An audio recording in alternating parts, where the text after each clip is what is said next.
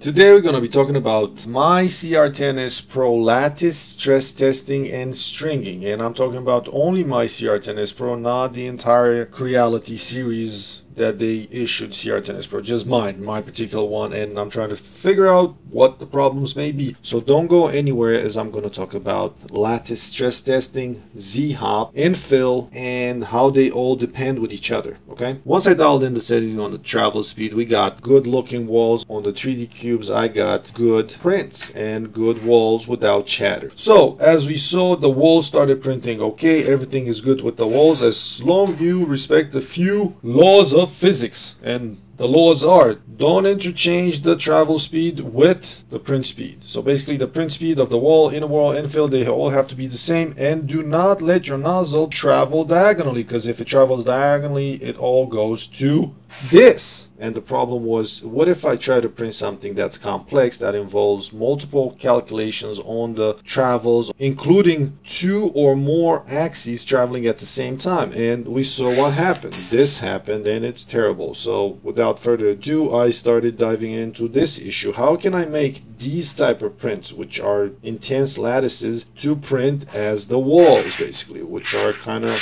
cool? But the wall problem is, or the wall advantage is that, especially in the cubes, you only have one axis moving at one time, and you don't know why these don't print at the same quality and the layers don't stack on top of each other exactly where they need to be. So in order to fix or try to fix the problem, I decided to print some lattice stress tests. And I printed these right here. I changed the filament, and as you can see, they all have strings, right? And with each filament, so it must have been my settings. I dialed in the settings back to 7 millimeters retraction and 120 millimeters per second speed. So that seemed to have worked. How do I know that? Because I printed these guys. I printed these guys and they printed fine. However, there is no Z-hop. The infill is to 100%. With infill at 100% made the printout stronger, and there seems to be no stringing whatsoever. That's basically it. Continuing, I decided to print a few more of these lattice stress tests, and these are all printed at 0.4 millimeters layer height and 60 millimeters per second. So we have 60 millimeters per second, and let me see if I can bring this close. Okay, as you can see, you can probably see the each layer, right? If you see this, you can see the each layer, the speed. It's this one is horrible, because I decided to mess around with the seam to see if I mess around with the seam to further prove my theories right there. You can see that it's horrible, right?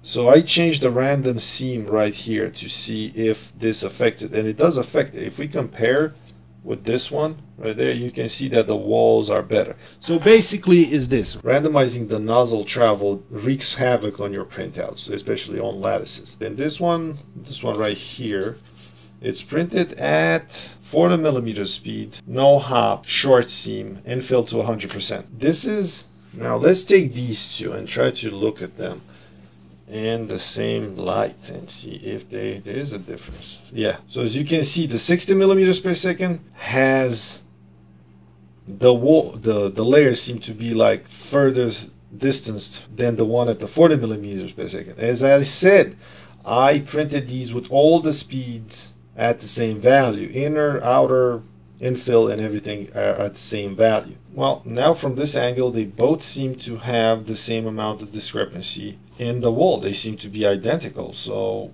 maybe the 40 millimeters looks a little bit better from a certain angle or a certain speed. Let's try that. I guess, I'm not sure, but technically speaking, these are the settings that I figured out so far. So in order to make sure that my lattices came out badly because of the printer not being able to travel properly or count the pulses properly or whatever may be in the printer, the way it interprets the code, I printed a cube. And this cube, it's printed at about 60 or 80 millimeters per second speed, and it's printed with all the speeds at the same values, because what I noticed was that if you change the speed, then you get chatter in the walls. So I just put all the speeds at the same setting, and that made the cubes print out better. Why I printed this cube when I'm talking about lattices? I printed this cube a few days after I printed a complex lattice lamp because I wanted to prove myself that either the printer I started printed correctly or the printer doesn't print correctly. So if we look at this right here, I printed this yellow lamp, and I printed this yellow lamp after I printed a bunch of test lattices, and these look pretty okay. These lattice tests, they look okay because they are symmetrical in values. So basically the nozzle doesn't need to travel on different longitudinal or diagonal trips that are unequal. So that's why. That may make the printout better. So I printed this lamp right here. And as you can see, comparing it with the cube, these are terrible results. Now we can see right there, these are not great results, okay? They are not good at all. After I printed this, I let the printer untouched for a few days. So I printed this cube after I finished printing the lamps, actually a few days after I finished printing that lamp, attempted to print the lamp, and the cube came out alright. Like the layers are stacking on top of each other, and I haven't tinkered with the printer at all in between the lamp and the cube. And the cube printed fine, but the lamp hasn't printed fine. So basically my claim is that this printer, my printer, cannot print properly when it involves variable amounts of travel. They're not precise travel, and they're not symmetrical amounts of travel. It travels variably because this lamp, it's organic looking. It's not something that is symmetrical, and it also has different thicknesses. One other thing that I noticed printing lattices, if you have like a lattice rich printout, then you should print 100% infill, because removing the traveling for the infill and the pattern of travel for the infill, it reduces the chatter in the wall, and that's how I discovered. So now looking at how the lamp should look. Okay, so this is the lamp I printed some time ago, and as you can see, there's chatter in the wall, and there's heavy chatter in the wall. And this I printed at a different rate. I printed it at maybe 0.2 millimeters height, layer height, or 0.3. It doesn't matter. There's still chatter, and I don't care for it. For the chatter, I care for the lamp, but I don't care for the chatter, and it shouldn't be in each other. The layers should stack neatly on top of each other. Now, it might be something or maybe something else at fault. I don't know. I am kind of exhausted trying to delve into what could the process be that makes these lattices not print well. So we finished with that lamp, and I'm bringing it back, the old lamp.